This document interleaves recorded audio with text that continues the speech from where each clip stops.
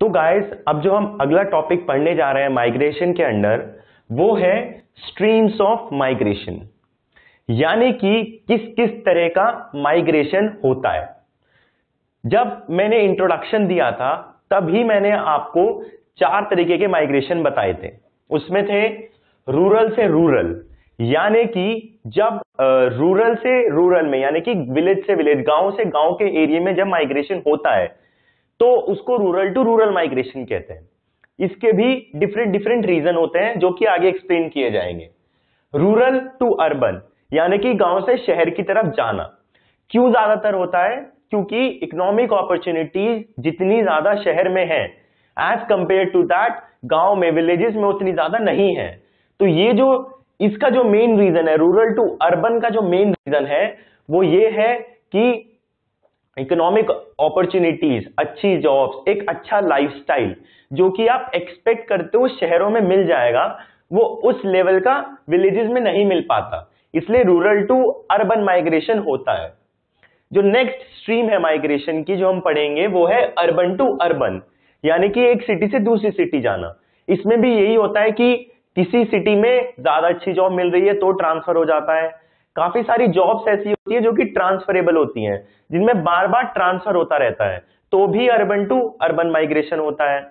And जैसे कि अगर हम अपनी कंट्री में एग्जांपल है बैंगलोर का, जो कि आज के टाइम पे एक आईटी हब बन चुका है, वहां पे कितनी सारी सॉफ्टवेयर कंपनीज आ चुकी हैं, इसकी वजह से ज्यादातर लोग वहां चले जाते हैं। यानी कि अर्बन के, कोई दिल्ली हो गया, कोई और जगह होगी, यहां पर इतनी सॉफ्टवेयर कंपनीज नहीं है जितनी आईटी कंपनीज हम बैंगलोर में है। तो अर्बन टू अर्बन माइग्रेशन का एक एग्जांपल है कि काफी सिटी के लोग बैंगलोर में चले जाते हैं या पुणे साइड चले जाते हैं, क्योंकि वहां पे जो आईटी कंपनीज है उनकी जो नंबर है वो ज्यादा है, इसलिए लोगों को एम्प्लॉयमेंट मिलना वहां इजी रहता है, इसलिए लोग वहां की तरफ चले जाते हैं। तो ये अर्बन टू अर्बन का एग्जांपल हो गया। और अर्बन टू रूरल माइग्रेशन, अगर हम अर्बन टू रूरल माइग्रेशन देखें तो ये क्यों होता है? क्योंकि सोचा जाए तो कौन शहर छोड़ के विलेज की तरफ भागेगा, विलेज की तरफ जाएगा? क्योंकि हमारे पास शहर में सब कुछ है, अच्छी इकोनॉमिक अपॉर्चुनिटीज है, इलेक्ट्रिसिटी है और एजुकेशनल इंस्टीट्यूशन अच्छे हैं, मेडिकल फैसिलिटी अच्छी है। क्या कमी है आजकल मेट्रोपॉलिटन सिटीज में? या फिर मेट्रोपॉलिटन भी ना हो तो हर सिटी में बेसिक रिक्वायरमेंट्स तो है ही, एक अच्छा लाइफस्टाइल जीने के लिए जो चीजें चाहिए वो हमारे पास हैं। तो ये जो चौथी स्ट्रीम है अर्बन टू रूरल, ये क्यों इंट्रोड्यूस की गई? क्यों लोग अर्बन से रूरल की तरफ बढ़ने लगे? इसका जो सबसे बड़ा रीजन है, अगर आप एग्जांपल देके समझें, जो दिल्ली है यहाँ की एयर क्वालिटी बहुत ज्यादा पुअर है, तो लोग क्योंकि काफी प्रॉब्लम्स होती हैं, हेल्थ इश्यूज होते हैं, जैसे कि किसी को अस्थमा है, रेस्पिरेटरी प्रॉब्लम्स हैं, वो लोग सरवाइव नहीं कर पाते हैं यहाँ के एयर पॉल्यूशन में। दैट्स वाई काफी लोग अर्बन से रूरल एरियाज की तरफ चले जाते हैं, क्योंकि वहां पे जो पॉल्यूशन है उसका लेवल बहुत कम है। यानी कि एक हेल्दी लाइफस्टाइल जीने के लिए जो चीजें चाहिए वो बहुत ज्यादा क्वांटिटी में अवेलेबल होती है रूरल एरियाज में as compare to urban areas. Urban areas में क्या है, कंस्ट्रक्शन होता रहता है, पोल्यूशन ज्यादा है, ट्रैफिक बहुत ज्यादा है, लेकिन विलेजेस में वही चीज बहुत कम होती है। इसलिए हम देखें तो अर्बन टू रूरल माइग्रेशन भी इंट्रोड्यूस किया गया। एंड काफी पेरेंट्स ये भी चाहते हैं कि जो उनकी आने वाली जनरेशन है वो एक तरीके से एक हेल्दी लाइफस्टाइल को अडॉप्ट करे। दैट्स वाई वो लोग भी, कई बार हम देखते हैं, इवन आप न्यूज़पेपर में भी कई बार आर्टिकल्स पढ़ेंगे कि काफी लोग अर्बन से रूरल की तरफ माइग्रेट करते हैं ताकि वो लोग एक हेल्दी लाइफस्टाइल जी सकें, उनके साथ इतने ज्यादा हेल्थ इश्यूज ना हो एंड फिजिकली और मेंटली हेल्दी रह सके। तो ये हमारा अर्बन टू रूरल था, यानी कि हमारे पास 4 स्ट्रीम है माइग्रेशन की, रूरल से रूरल, रूरल से अर्बन, अर्बन से अर्बन और अर्बन से रूरल। अब इससे पहले जो हमने माइग्रेशन में पढ़ा था कि 2011 में 30% population bye place of birth हमने देखा था कि वो माइग्रेट कर चुके हैं। यानी कि कितने नंबर था, 315 मिलियन माइग्रेंट्स हमने देखे थे टोटल पॉपुलेशन में आए थे। यानी कि जो 1039 मिलियन की पॉपुलेशन कैलकुलेट की गई थी उसमें से 315 मिलियन माइग्रेंट्स थे। अगर जब ये था हमारा 2001 का सेंसस, जब 2001 में जनगणना हुई तो पता चला 315 मिलियन माइग्रेंट्स हैं। उसके 10 साल बाद जब 2011 में दोबारा से जनगणना यानी कि सेंसस हुआ तो पता चला कि इस 315 मिलियन में से 98 मिलियन ने अपनी जगह चेंज कर ली थी, यानी कि वो जहां पहले रहते थे अब वो नहीं है, वो उन्होंने अपना जो रेजिडेंस है, यानी कि माइग्रेशन जो था वो था प्लेस ऑफ बर्थ और प्लेस ऑफ रेजिडेंस से। तो जो 2011 का सेंसस हुआ उसमें से 315 मिलियन लोगों में से 98 मिलियन लोगों ने अपना रेजिडेंस चेंज कर लिया था, यानी कि वो जहां पहले रह रहे थे अब वहां नहीं रह रहे थे।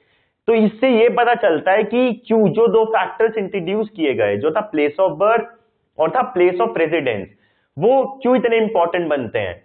क्योंकि यहां पे देखें 98 मिलियन ने अपना रेजिडेंस चेंज किया, तो जरूरी है कि ये भी पता लगाया जाए कि कितने लोग अपना रेजिडेंस चेंज कर रहे हैं। इसलिए जो दूसरा फैक्टर था जिसमें हम माइग्रेशन को रिकॉर्ड करते थे by place of last residence, वो प्ले में आया एंड वो बहुत इंपॉर्टेंट रोल प्ले करता है। ठीक है, अब यहां पे अगर हम देखें जो रूरल टू रूरल माइग्रेशन है, आपके सामने दो बार चार्ट्स दे रखे हैं जिसमें बता रखा है इंट्रास्टेट और इंटरस्टेट माइग्रेशन के बारे में।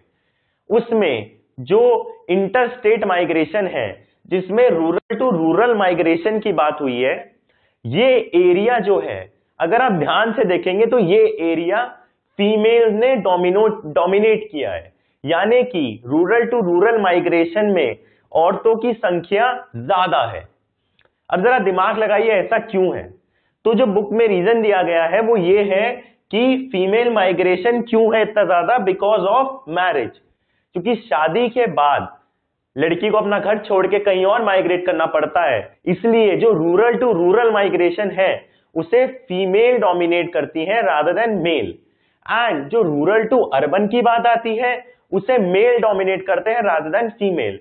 क्यों? क्योंकि अर्बन में जो है इकोनॉमिक अपॉर्चुनिटी ज्यादा अच्छी हैं, दैट्स वाई इस एरिया को मेल डोमिनेट करते हैं। जबकि क्योंकि लड़कियों को घर छोड़ के जाना पड़ता है शादी के बाद, इसलिए rural to rural migration female dominate करती है। तो वो जो बार चार्ट दे रखा है उससे हमें कुछ क्लैरिटी मिलती है different type of migration streams जो है उनके बारे में। ठीक है, तो ये जो मैंने बताया main dominate rural to urban interstate migration क्यों करते हैं वो, क्योंकि वहां पर क्या है ज्यादा से ज्यादा इकोनॉमिक अपॉर्चुनिटीज है। अच्छी इकोनॉमिक अपॉर्चुनिटीज के लिए जो मेल है वो शहर की तरफ चले जाते हैं और वहां पे जो है अच्छा पैसा मिलता है, दैट्स वाई उनका जो लाइफस्टाइल है वो बेटर हो सके, इसलिए लोग रूरल टू अर्बन की तरफ में मेन डोमिनेट करते हैं। इवन अगर आप दिल्ली का भी एग्जांपल लें, खाली दिल्ली की ही पॉपुलेशन दिन में देखी जाए तो डबल हो जाती है। कैसे हो जाती है? क्योंकि जो आसपास के एरियाज है, नोएडा है, गाजियाबाद है, गुड़गांव है, वहां से बहुत सारे लोग दिल्ली में जॉब करने आते हैं।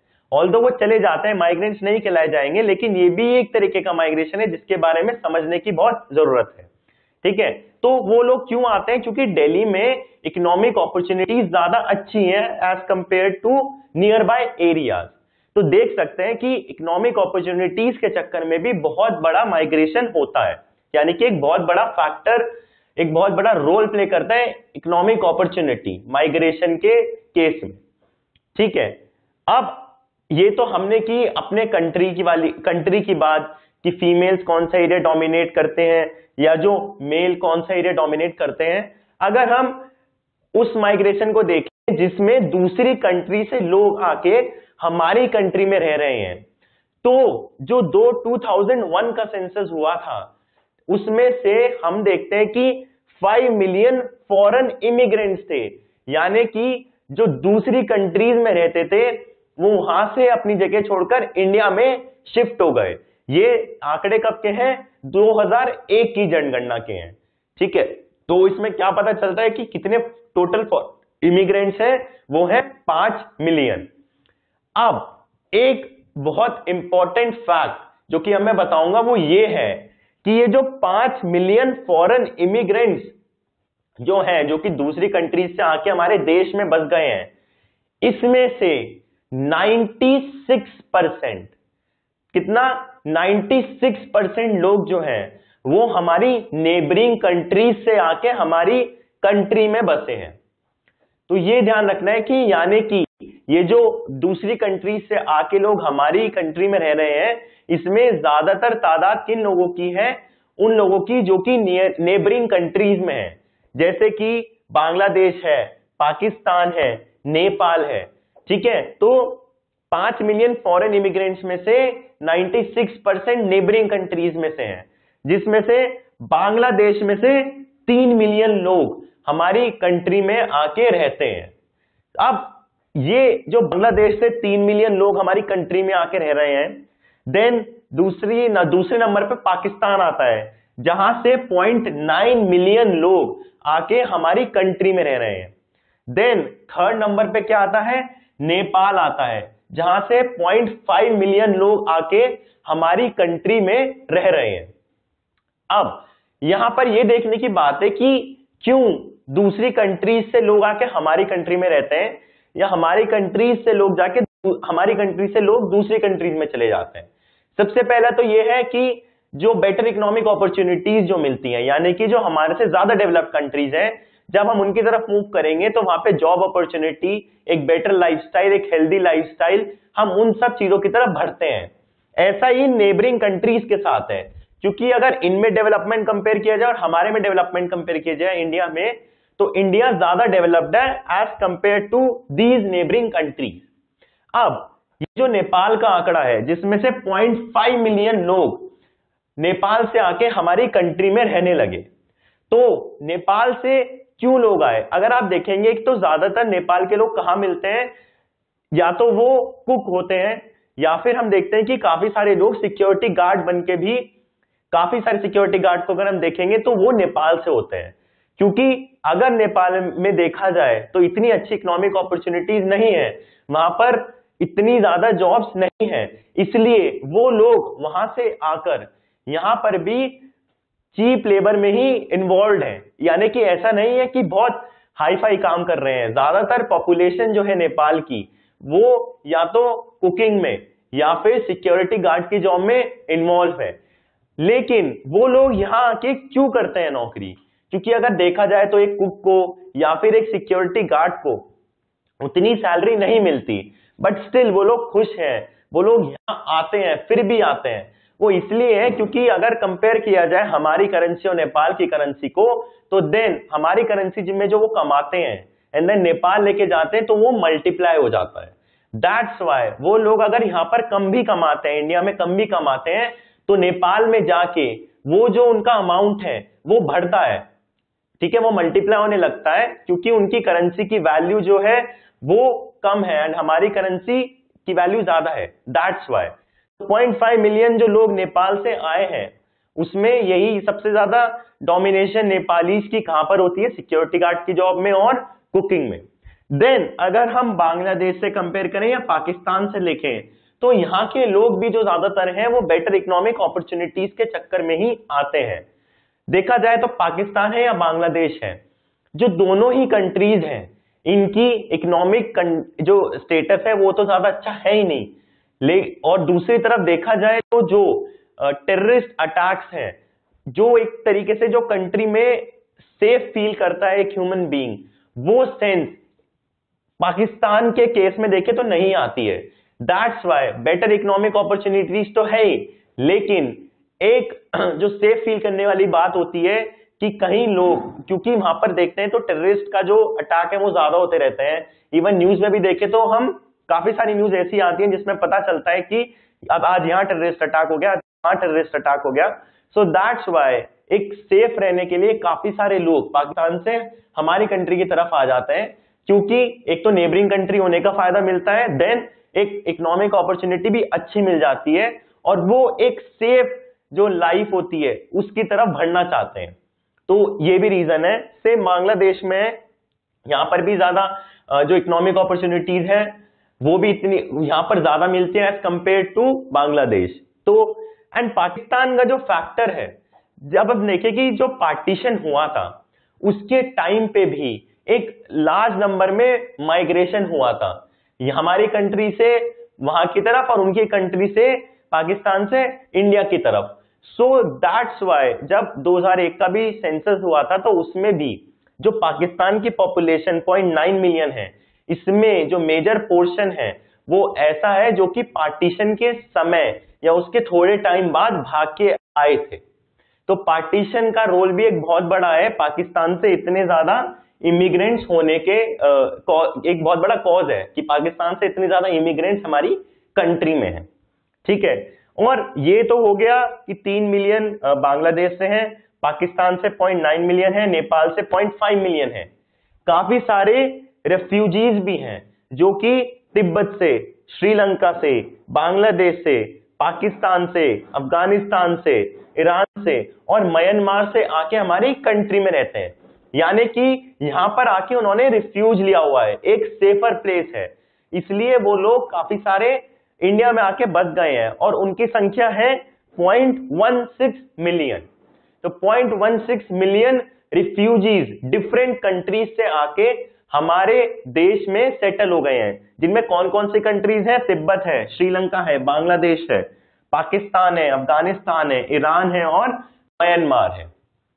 तो काफी सारे ये जो लोग हैं 0.16 मिलियन रेफ्यूजीज हैं जो कि दूसरी कंट्रीज से आके जिन्होंने हमारे कंट्री में रेफ्यूज लिया हुआ है, यानी कि क्योंकि उनके यहाँ पे वॉर है या फिर वो सेफ फील नहीं करते हैं, दैट्स व्हाई उन्होंने आके हमारी कंट्री में रेफ्यूज लिया जहां पर वो ज्यादा सेफ फील करते हैं। तो ये था एक और स्ट्रीम जिसमें दूसरी कंट्री से लोग आके हमारे यहाँ रह रहे हैं, और इसमें सबसे ज्यादा डोमिनेशन किसकी है? नेबरिंग कंट्रीज की है, पाकिस्तान, बांग्लादेश और नेपाल की, जहां से ज्यादातर लोग आके हमारी कंट्री में बस गए हैं। एंड यही नहीं है कि दूसरी कंट्री से लोग आके हमारी कंट्री में बसे हैं, बल्कि हमारी कंट्री से भी यानी कि इंडिया से भी काफी सारे लोग बाहर डिफरेंट कंट्रीज में गए हैं, जिसमें से पता चलता है जब 2001 के आंकड़ा है कि 20 मिलियन पीपल इंडियन डायस्पोरा के 110 डिफरेंट कंट्रीज में फैले हुए हैं।